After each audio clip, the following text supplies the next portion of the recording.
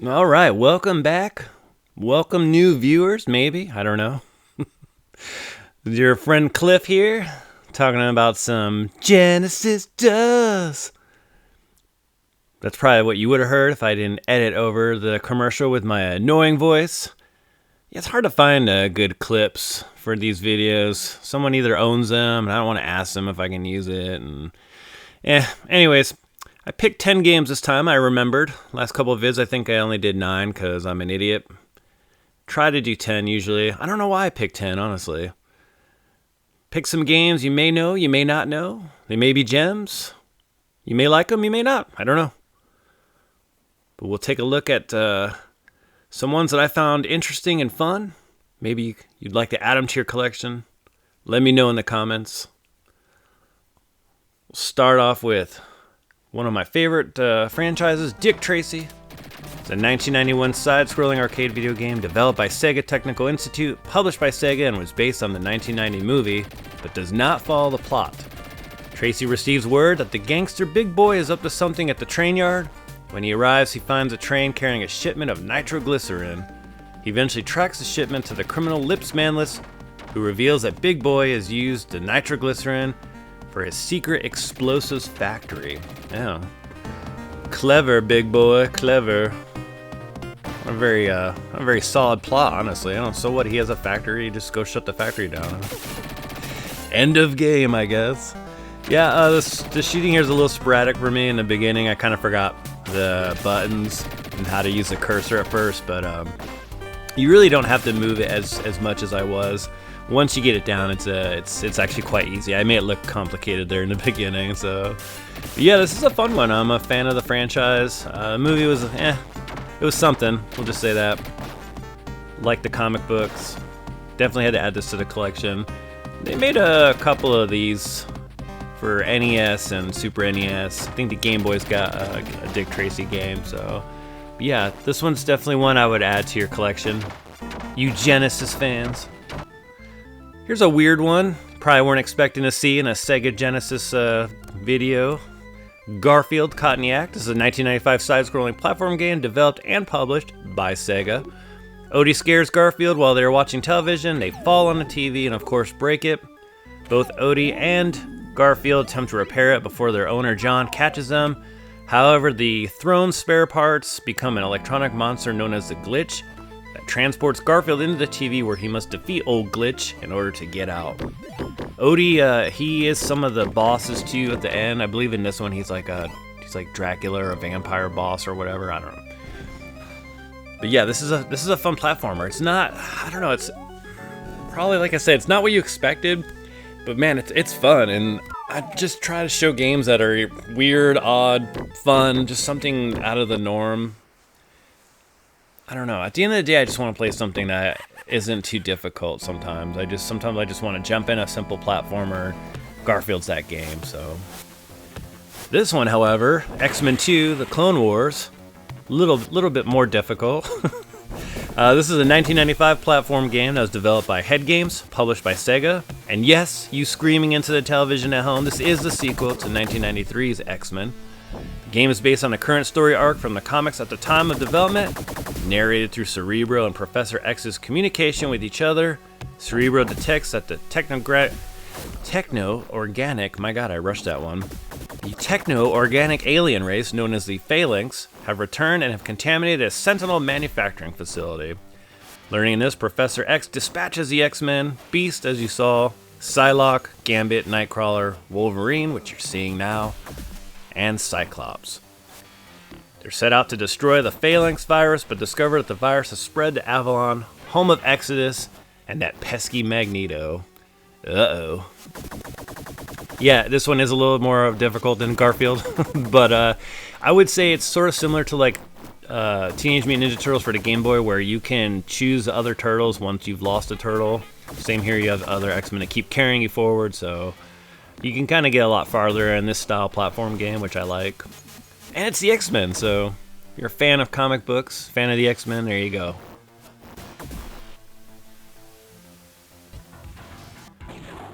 Here's Phantom 2040. 1995 action-adventure platform game developed and published by Viacom New Media. Yes, that's right, those guys. The people who once owned Blockbuster Video and MTV back in the day. This is based on the animated series and does not directly follow the plotline. While the backstory Phantom 2040 is exactly the same as the backstory of the television series, the video game here does not specifically enact any of the series episodes, but instead borrow elements from various episodes and the overarching story of the Phantom's mission, which is to stop Maximum Inc. from dominating Metropia. Oh, that Maximum Inc. When will they ever learn? Our purple friend in spandex here plays quite well. I would say the jumping gets a little frustrating at times. If you're not quite to the end of a ledge, sometimes you won't make a jump and that can get a little frustrating. Shooting, sometimes you have to aim kind of at a diagonal direction. That can get a little weird at times, but otherwise this is a pretty solid game. The robots here kind of remind me of Terminator. The Terminator game, Resistance. I don't know.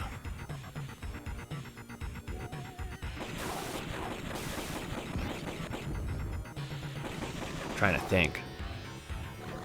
Might have just been Terminator the movie. That's what it was on Sega CD. I think Resistance just came out. Man, I get all my games mixed up. This is a terrible channel.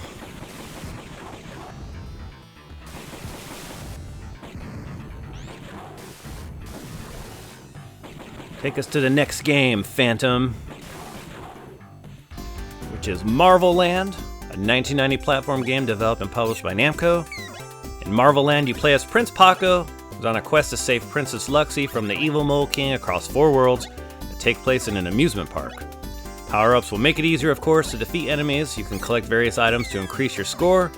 These include dragon wings, which allow Paco to jump higher and fly to a certain extent, shoes that can allow him to walk faster for a while, and a clone power-up, which allows him to use multiple versions of himself at enemies across the line. Yeah, this one was compared a lot to Super Mario. The mechanics, it's the same. Jump on enemies to get rid of them, collect power-ups. Very, very, very similar. This one though is different. I think it's kind of cool. I like the colors, the graphics of it. It's odd. It's odd and it's enjoyable. If you're a fan of Mario, you would enjoy this. So I would highly suggest it.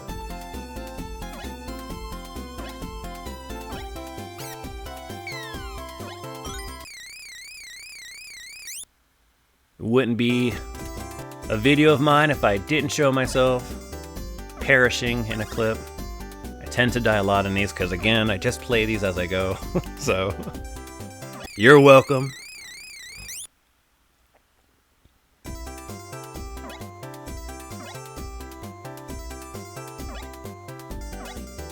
I also like the yellow boxes from these Namco games. This one had that distinct yellow box. There's another game I'll show here in a little bit too, also a yellow box. I'm a fan of the weird and odd, man, I'm telling you. Really cool.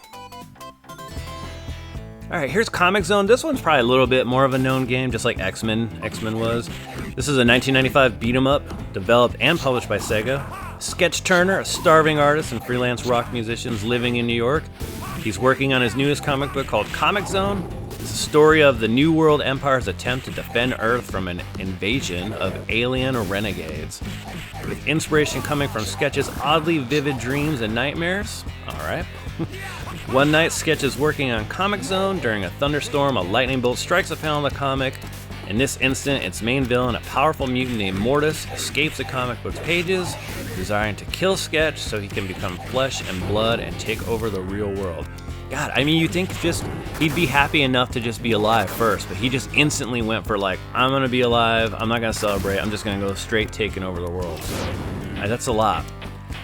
Well, anyways, because he doesn't possess any power in reality, Mortis sends Sketch here into the world of his own comic, and then he draws in enemies here, attempting to kill him. I like this one. I like it because it's got kind of that cel-shaded look. It's a comic book feel. I love jumping from panel to panel. Yeah, this is a really great game. I love these action beat-em-ups. I showed a couple past videos, of course. I believe this one was also on the Sega Mini. I forget which one. 2 Sega Minis came out. I think it might be the first one. And this is also on a collection of 50 Sega games that you can get for like I think around $29.99 for like the Xbox, PS4, and Switch. So this for sure is in that collection. And you get 49 other Sega games, so that's kind of cool, right?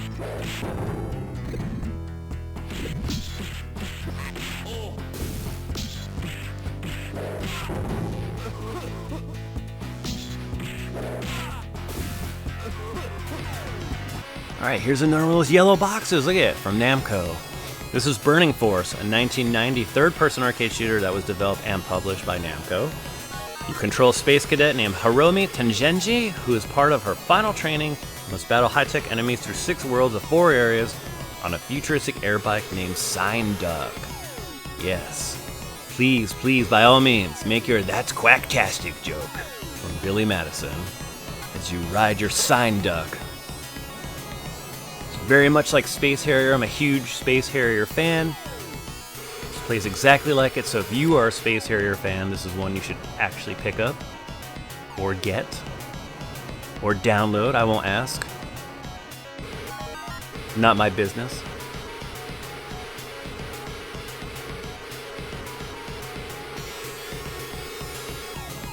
You can, with this ship also, you can go up and down, just like Space Harrier. I just chose to go the low route here.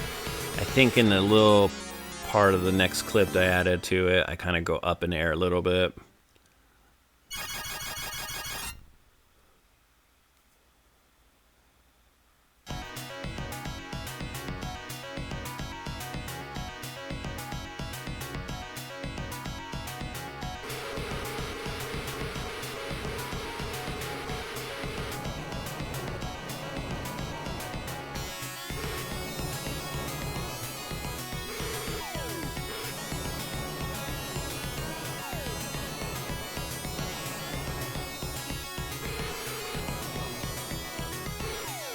Right there, look, see?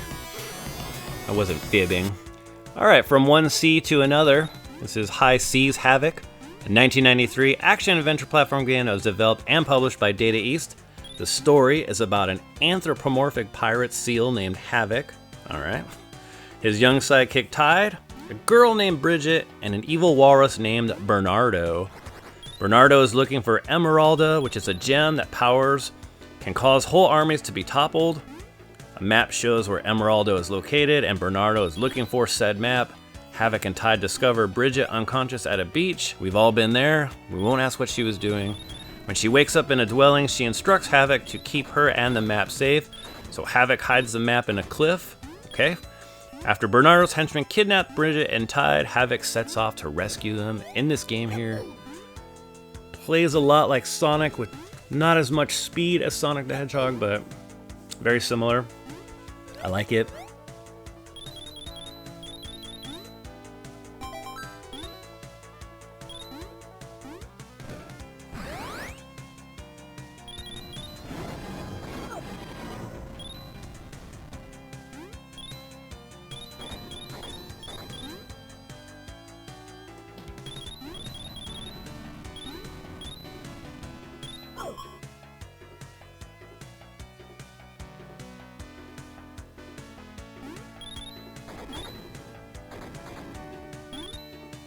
This is where our old friend here will meet his demise. Take us to the next clip. Becomes super flat. It's like very cartoonish. Yeah. And that next game is Zero Tolerance. This is a 1994 first-person shooter developed by Technopop and published by Accolade. The solar system, protected by an interstellar military conglomerate named Planet Defense Corps. They have a flagship called Europa 1. It is attacked by unknown yet lethal aggressors of extraterrestrial nature. The Planet Defense Corps panics, call in Zero Tolerance, an elite strike squad, shown here, which I decimated almost all of them in this clip, because I couldn't remember some of the buttons, ran out of ammo, and or didn't know how to punch. It's been a while since I played this one. And yeah, they're gonna come in, and hearing of the recording of Europa's last transmission, it shows that there was a lot of fire damage to the warship, that almost everyone on board died, and that the strange creatures were looking for a few people who managed to escape the attack. And if that wasn't enough, the nuclear cooling system of Europa 1 has been damaged by small arms fire. core breach caused by overheating will destroy the starship in a matter of hours. So there's no pressure there. Stay alive. Don't get blown up.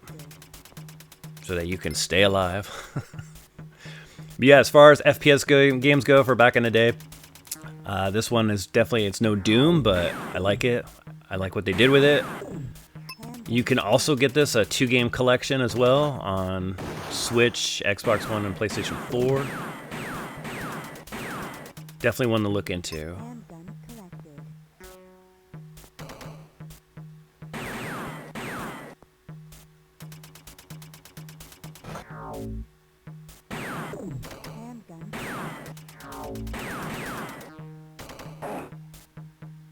Alright, that will take us to our last game here in the video, which is Blades of Vengeance. This is a 1993 platform game developed by Beam Software, published by Electronic Arts. The evil Mannix, the Dark Lady, has conquered the kingdom. To restore order and goodness to the land, 3 adventurers, huntress, warrior, or a sorcerer is who you choose from. I've chose the warrior here. Serving the good wizard, the master, embark to seek out and kill her. Once Mannix has taken the form of a dragon for the final battle, she is slain. The master uses his return full powers to destroy all forces of darkness throughout the land. That's it. That's the goal. It's kind of D&D vibes, like a D&D action platformer.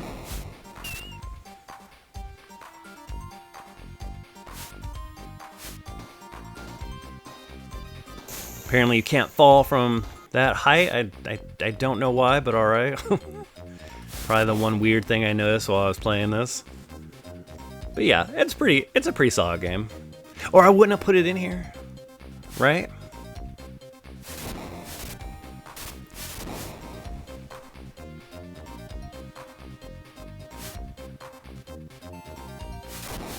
And as you know, as I like to say in all my vids, if you've made it this far, my friends, I thank you.